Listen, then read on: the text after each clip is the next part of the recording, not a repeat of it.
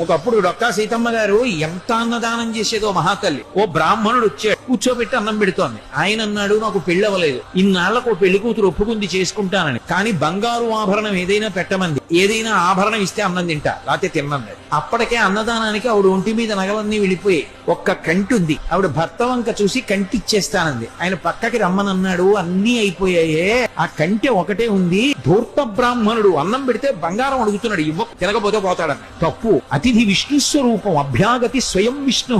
కాబట్టి ఆయనకి అన్నం పెట్టినప్పుడు బంగారం ఇచ్చేస్తాను. ఏమవుతుంది? పెళ్లి చేసుకుంటాడు, మంచిదేగా. కంటే ఒంటి మీద ఉంటే ఏమవుతుంది? శాశ్వతమా? పుణ్యం శాశ్వతం. ఇస్తానంది, నీ ఇష్టం.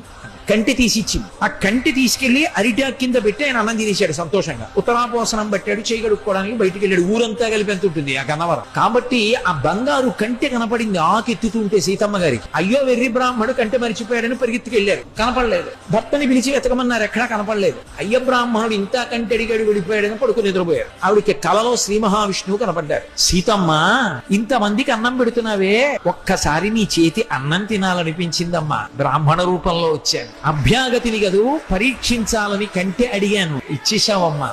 చాలు తల్లి, మురిసిపోయాను. నీ ఒంటి మీద నగలైపోయాయని బెంగ పెట్టుకుంటున్నావా? ఇంతకింత బంగారం నేను ఇస్తాలే అమ్మా. ఆవిడ లేచి భర్తకి చెప్పింది కళ. ఎప్పుడు దున్నే పొలమే.